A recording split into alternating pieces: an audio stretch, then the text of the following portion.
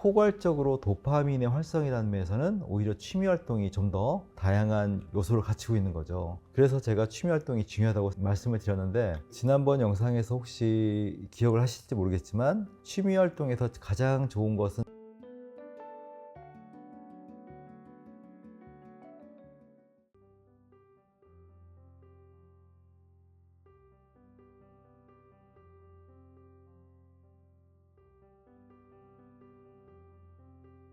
도파민 활성화에서는 운동 못지않게 중요한 것이 취미 활동이라고 말씀을 드렸는데, 그 취미 활동이라는 것은 이제 운동에 비해서 좀 더 정서적인 재미, 흥미로움, 또 그에 따른 열정, 이런 것들이 같이 추가되기 때문에 훨씬 더 도파민적일 수가 있다. 운동은 실제 몸의 움직임에 의해서 운동 회로를 더 자극하고, 그걸 통해서 다시 도파민을 자극하고, 그러니까 어떤 운동적인 측면이 가진 동작에서의 좀 더 명확한 효과는 있지만, 포괄적으로 도파민의 활성이라는 면에서는 오히려 취미 활동이 좀 더 다양한 요소를 갖추고 있는 거죠. 그래서 제가 취미 활동이 중요하다고 말씀을 드렸는데, 지난번 영상에서 혹시 기억을 하실지 모르겠지만 취미 활동에서 가장 좋은 것은 제가 춤이라고 말씀을 드렸어요. 이게 사실은 이제 운동적 요소를 같이 결합한 거잖아요.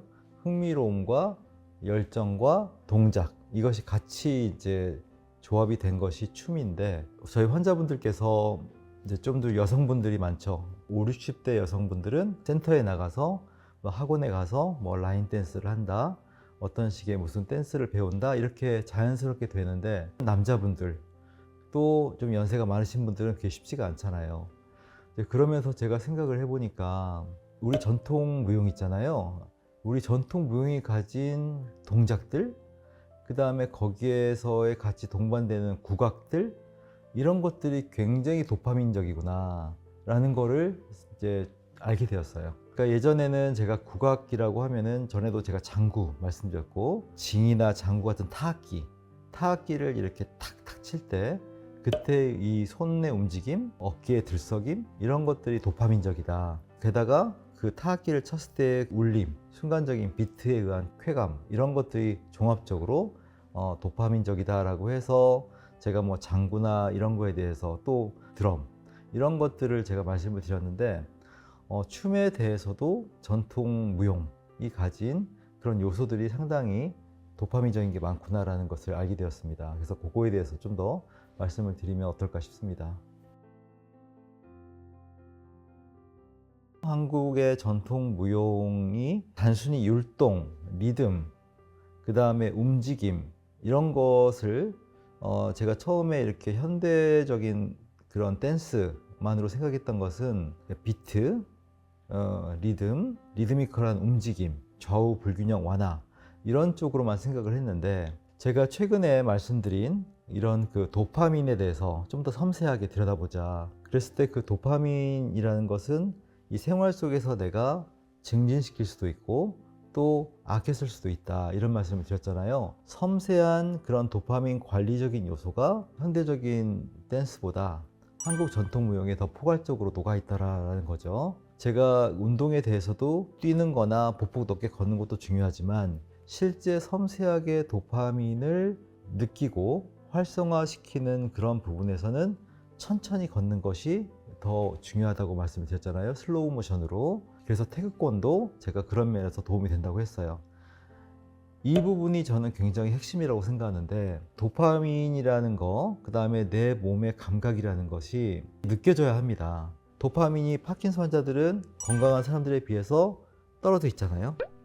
떨어져 있는 것을 갑자기 올릴 수는 없어요. 요거를 어떻게 잘 내가 효과적으로 쓰냐에 따라서 순간적으로 내가 집중하고 몰입할 때는 올릴 수가 있어요. 그랬다가 또 그렇지 않을 때는 내가 또 아껴 쓰고, 이걸 도파민의 어떤 톤이라고 한다면 그 톤을 조절할 수 있는 거죠.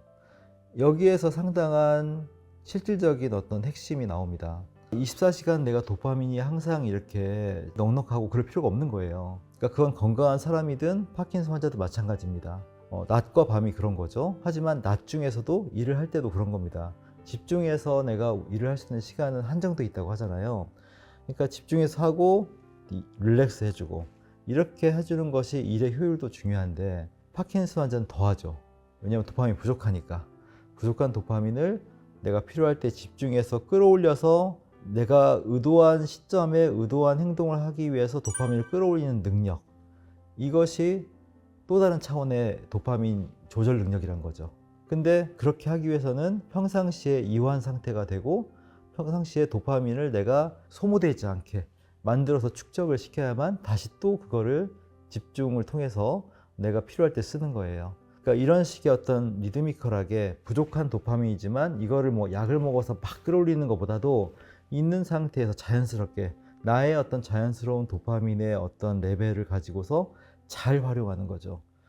근데 그럴 때에는 제가 그런 춤이 좋다고 할 때 현대적인 댄스와 그 다음에 우리 전통 무용이 명확하게 차이가 나요. 댄스는 그야말로 여러 가지 그러니까 에너지를 쓰는 거예요.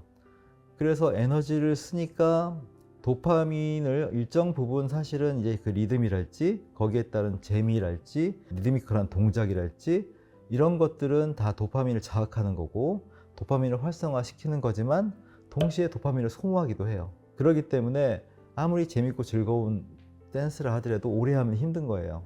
근데 상대적으로 이 전통 무용은 이 이완이 전제가 되는 거예요. 이완. 제가 아까 설명드렸을 때 집중하기 위해서는 도파민을 절제가 된 상태를 유지할 수 있어야만 필요할 때 이걸 다시 또 폭발시킬 수가 있다는 거죠. 근데 그러한 식의 어떤 특성이 한국 무용에서는 녹아 있다고 봐야 돼요.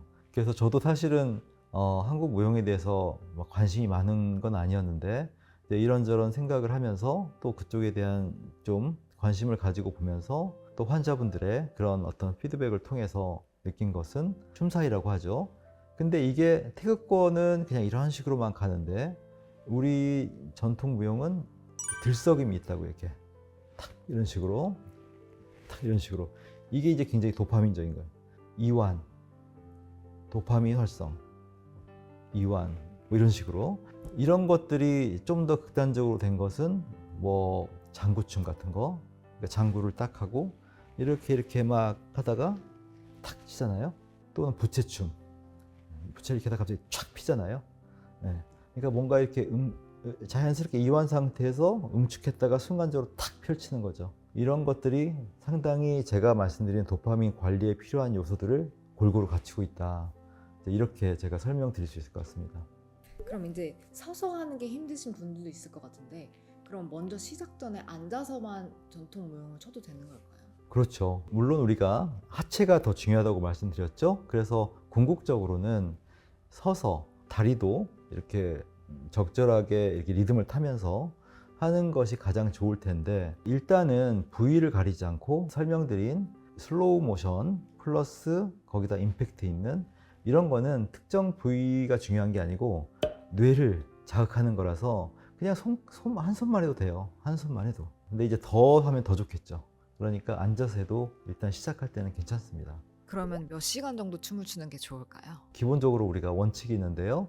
그것이 운동이든 취미 활동이든 뭐든 지치지 말아야 돼요. 그러니까 상한선이 있는 거죠. 그러니까 지치지 않아야 된다는 것이 상한선이고 그럼 최소량은 얼마냐라고 할 때 그 최소량은 저는 기본적으로 15분을 잡아요.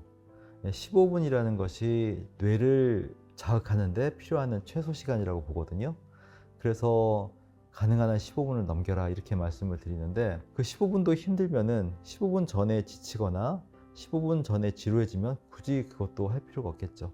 서서히 늘려가면 되니까 본인이 억지스럽게 하지 않는다는 것을 원칙으로 하는 게 제일 좋을 것 같습니다. 도파민 약을 먹고 춤을 추는 게 좋을까요? 아니면 춤을 추고 괜찮으면 약을 안 먹어도 되는 건지? 네, 이런 질문이 굉장히 현실적이죠. 두 가지가 다 저는 의미가 있다고 생각해요. 하나만 선택해야 한다면은 도파민 약효가 있을 때 그때 하는 것이 일단 필요하고요. 두 번째로는 도파민 약효가 떨어진 상태에서도 하면은 매우 좋다. 이 두 가지를 다 하는 것이 사실 가장 좋다. 자, 도파민 효과가 있을 때는 몸의 움직임이 훨씬 더 자유스럽고 모든 것들이 좀 더 조절 가능하니까 한국 무용을 한다 해도 매끄럽게 움직이는 것이 가능하거든요. 그 다음에 또 순간적으로 탁 이렇게 변화를 줄 때에도 훨씬 더 자연스럽고 이렇게 하는 동작 자체가 뇌에 더 좋은 자극이 되는 거예요. 그러니까 막 오프 상태에서 힘들게 하는 것은 그것대로 의미는 있지만 사실은 아주 매끄러운 두뇌 회로를 건강한 상태에 맞게 세팅하는 자극은 아니죠. 걷기도 그렇고 뭐 운동도 그렇고 내가 도파민 약의 도움을 받았더라도 몸의 상태가 원활하게 동작할 때 그런 자연스럽고 건강한 어떤 동작을 뇌가 기억하는 거예요. 쉽게 말하면.